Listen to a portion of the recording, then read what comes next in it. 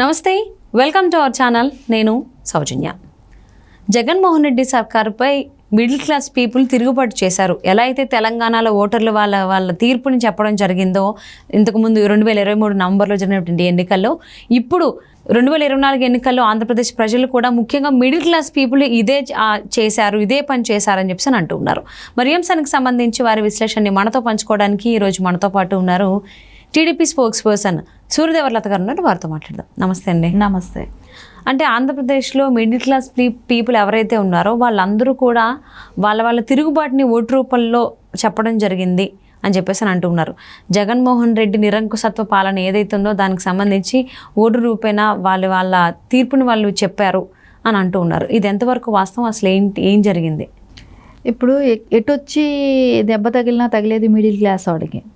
ఎందుకంటే వాళ్ళకి మనం చూసాం, అంటే పప్పు ఉప్పుల దగ్గర నుంచి రేట్లు పెరిగిపోవటమే కానివ్వండి, ఇంటి అద్దెలు కట్టుకోవాలన్నా గ్యాసు, పెట్రోలు, ఇలా ఏది తీసుకున్నా కూడా పెరిగిపోయిన రేట్లు కానివ్వండి, ఇవన్నీ చూస్తుంటే ఖచ్చితంగా మిడిల్ క్లాస్ వాడికి ఒక జీతం తీసుకుంటాడు. ఒక చోటు నుంచి జీతం వచ్చినప్పుడు వాళ్ళకి ట్యాక్స్లు ఎంతో కట్ అవుతాయి. వాళ్ళు ట్యాక్స్లు కట్టిన వాళ్ళు అవుతున్నారు. ఎట్లాంటి గవర్నమెంట్ నుంచి వచ్చే బెనిఫిట్స్ వాళ్ళకి రావు.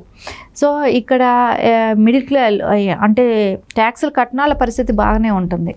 వాళ్ళకి ప్రభుత్వం నుంచి అందాల్సినవన్నీ కూడా అందుతానే ఉంటాయి. కానీ ఇక్కడ ట్యాక్స్లు కట్టేవాడి పరిస్థితి ఏంటి? సో వాళ్ళకి అద్దెల్లో కూడా ఇంతంత అద్దెలు కట్టుకుంటున్నారు. సో వాళ్ళకి పక్కా ఇండ్లు ఇస్తారు ట్యాక్స్ కట్టిన వాళ్ళకి. సో వీళ్ళు కట్టే వాళ్ళకి పక్కా ఇండ్లు కథ దేవుడు ఎరుగు, అద్దెలు కట్టుకోలేక చచ్చిపోతుంటారు.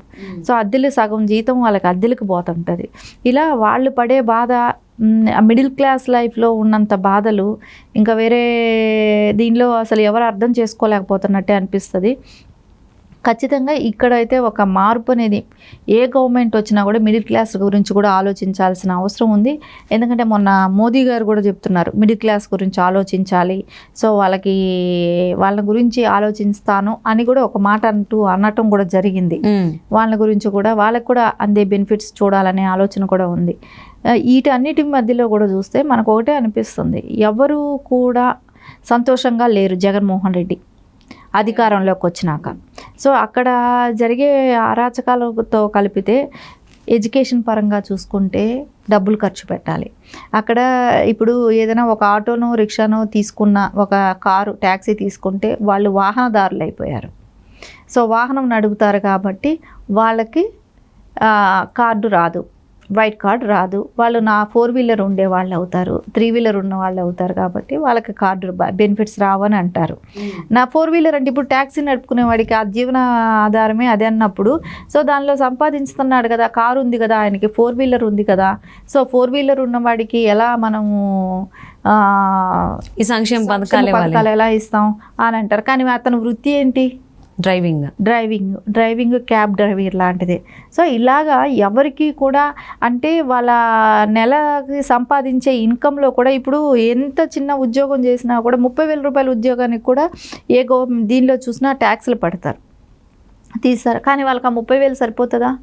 40,000 సరిపోతుంది. ఈవేళ రేపు ఉన్న రేట్లలో ఎక్కడా కూడా సంతోషమైన ఇది లేదు. అన్ని డబుల్ రేట్లు పెంచేశాడు జగన్మోహన్ రెడ్డి. ఏంటంటే పక్క స్టేట్లలో ఉన్న వాటికన్నా కూడా పప్పులు ఉప్పులు కానివ్వండి, పెట్రోలే కానివ్వండి, అన్నీ కూడా రేట్లు పెంచేసి జగన్మోహన్ రెడ్డి ప్రభుత్వం వచ్చినాక అక్కడ ఎవరు కూడా బతకలేని పరిస్థితి.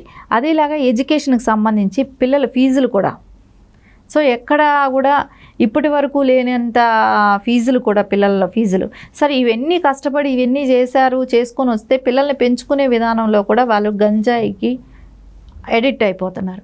ఆ పిల్లల్ని ట్రీట్మెంట్ ఇప్పించుకోవాలంటే సో వాళ్ళకి ఆరోగ్యశ్రీలు ఇట్లాంటివి ఎక్కడ కూడా ఏవి వర్తించవు కాబట్టి మళ్ళీ వాళ్ళు ప్రైవేట్ దానికి వెళ్ళాలి.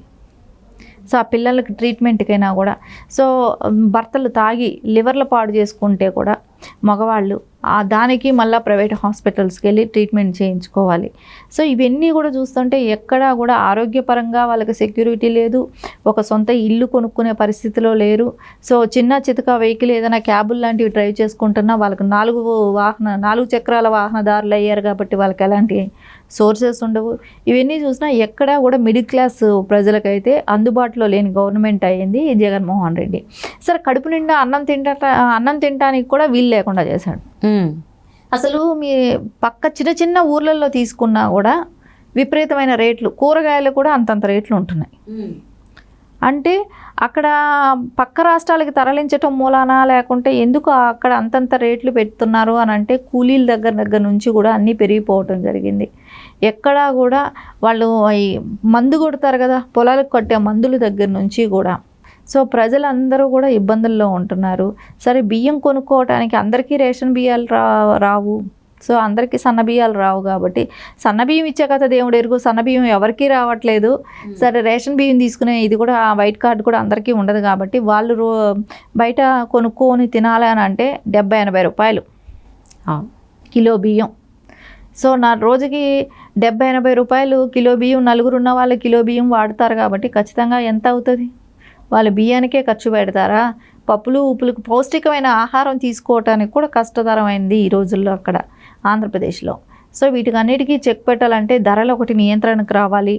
సో పెట్రోల్ ఒకటి తగ్గాలి. ఎందుకంటే పక్క రాష్ట్రంలో కర్ణాటక తీసుకున్నా, తమిళనాడు తీసుకున్నా, ఆంధ్రప్రదేశ్ తీసుకున్నా వీటికన్నిటికీ మధ్యలో ఉంది కాబట్టి మీకు ఇప్పుడు చెప్తే ఒకటి ఆశ్చర్యం, పక్క స్టేట్ల నుంచి లిక్కర్ కూడా తీసుకెళ్తున్నారు.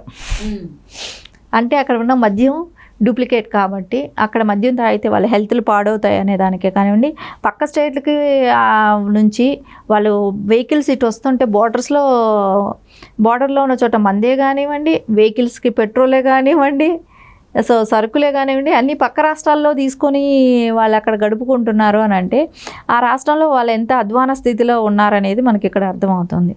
సార్ జగన్మోహన్ రెడ్డి వస్తే కొంతమంది జోకులు కూడా వేయటం, అమ్మో అతను వస్తే మేము సూసైడ్ చేసుకొని చచ్చిపోవాలి.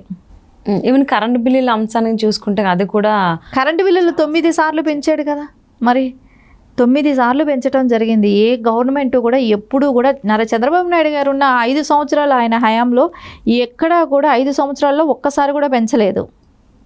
జగన్మోహన్ రెడ్డి వచ్చిన ఈ 5 సంవత్సరాల్లో 9 సార్లు పెంచడం జరిగింది. అంటే ఎంత పెంచాడు? వీటికి అన్నిటి మూలాన మూల్యం చెల్లించాల్సింది ఎవరైంది? ప్రజలు.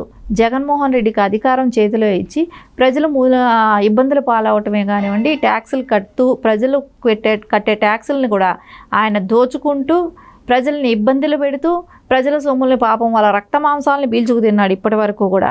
సో వాళ్ళు అంటున్నారు కదా ఈసారి కానీ గవర్నమెంట్ వస్తే ఆంధ్రప్రదేశ్లో ఉండాల్సిన పని లేదు, సో ఇక్కడ నుంచి మేము ఎటైనా వెళ్ళిపోవాలి, సో ఎందుకంటే 3 పూట్ల తిండి కూడా తినలేని పరిస్థితిలో ఉంటామేమో అని భయపడుతున్నారు. అంటే ఇవన్నీ బాధలు భరించలేకనే ఒకవైపు కరెంటు బిల్లులు పెరిగిపోయి, నిత్యావసరాల వస్తువులు పెరిగిపోయి, అండ్ మీరు అన్నట్టు పెట్రోల్ ధరలు కూడా బాగా పెరిగిపోయి, సో వీటన్నిటి వల్ల మిడిల్ క్లాస్ పీపుల్ ఎవరైతే ఉన్నారో ముఖ్యంగా వాళ్ళే ఎక్కువ ఇబ్బంది పడుతూ ఉన్నారు జగన్మోహన్ రెడ్డి ప్రభుత్వం వల్ల అని చెప్పి అంటూ ఉన్నారు. సో మరి వాళ్ళ తిరుగుబాటుని ఓటు రూపంలో చెప్పారు అంటున్నారు. మరి చూద్దామండి ఏం జరగబోతుంది ఏంటి అని రిజల్ట్స్ డే రోజున. థ్యాంక్ యూ సో మచ్ లత గారు. Thank you Soujanya.